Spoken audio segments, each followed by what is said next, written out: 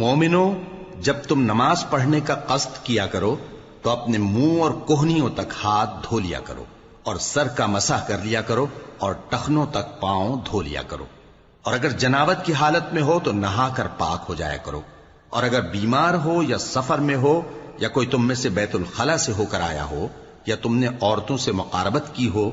پھر تمہیں پانی نہ مل سکے تو پاک مٹی لو اور اس سے منہ اور ہاتھوں کا مسح یعنی تیمم کر لو۔ اللہ تم پر کسی طرح کی تنگی نہیں کرنا چاہتا، بلکہ یہ چاہتا ہے کہ تمہیں پاک کرے اور اپنی نعمتیں تم پر پوری کرے تاکہ تم شکر کرو۔ اور اللہ نے جو تم پر احسان کیے ہیں ان کو یاد رکھو، اور اس کے عہد کو بھی جس کا تم سے قول لیا تھا، یعنی جب تم نے کہا تھا کہ ہم نے اللہ کا حکم سن لیا اور قبول کیا۔ اور اللہ سے ڈرو، کچھ شک نہیں کہ اللہ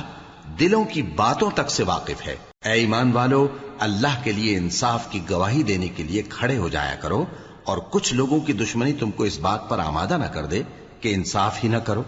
انصاف کیا کرو کہ یہی پرہیزگاری کی بات ہے، اور اللہ سے ڈرتے رہو، کچھ شک نہیں کہ اللہ تمہارے سب اعمال سے خبردار ہے۔